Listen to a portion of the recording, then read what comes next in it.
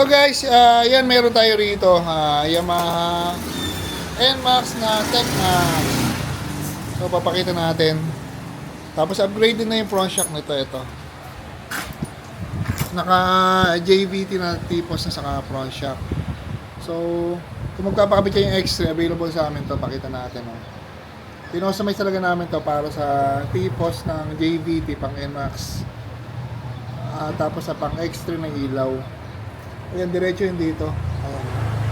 Tapos dito may dalawang tenga para sa ilaw. So, naka-customize talaga to. Kasi mahirap pumanap nitong ganito eh. Lalo kung X3 kakapitan mo. So, available sa amin to, pang NMAX, saka pang Aerox. Pati yung available din. Ano ba yung kay Mickey Mouse? Isa nito, isang klase. Tapos, pakita ko na lang din, yung posture rope namin, naka-bracket yan. Ito. Ito, kitang-kita pala pag ayan o. Ito yung kabit niya na dito sa ECU, pababa. Tapos may tornilyohan dito sa gitna, ayan o. Ayan o. So dito yung isa. Ayun. Ako, yun yung... Tingnan kayo rito, huwag nga sabihin kupit ano to, nang babaril to. Ito ba yung nang babaril? Gupit na gupit pa lang o. Tapos dito isang bracket o. Letter C. Nakatornilyo rito. Saka dito. So pag posture ropa, kaya-kaya rin namin kami kasi nga may bracket kami. Tapos yung harness namin, pakita ko lang nga. Ito yung harness namin, no. Plug and play to, mga naka-relay. Yan ang mga pogi. Lahat naka-sinkable tube, walang electrical tape. Tapos yung mga wire niya, pure copper. Ito na patong.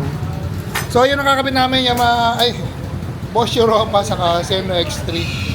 So gagawin namin plug and play yan para walang ikakat. Yan, testa natin, naikabit na yung ilaw, naka-wired na siya, saka yung busina. May lagay muna natin pat. Yan o. Ginawa natin dito, ito request ni Sir, ito yung on-off, ito. Yung idle, pagka nag-idle ka, maglo-low, tapos dito na yung high and low sa headlight switch. So yung control ng high and low sa headlight switch, tapos yung on-off sa idle. Tapos yung busina, demo na natin yung busina, pogi busina. Sakit. So yan po, Europa, napakalakas. Gumagana pa pati stock horn, ginawa natin ng selector ng arrow switch. So pwede magamit yung stock horn, pwede magamit yung Bosch Europa. Sasarado na lang yung kaha. Yan, tetestan natin yung busina, saka yung ilaw, nakakabit ng fairings, kompleto na, nakikabit na lahat. So, dito nakakabit yung ilaw niya sa tipos. Yung shock na Sir, JVT. So, meron tayong customized bracket dyan na pang JVT talaga. Ayan o. Tapos, busina pogi.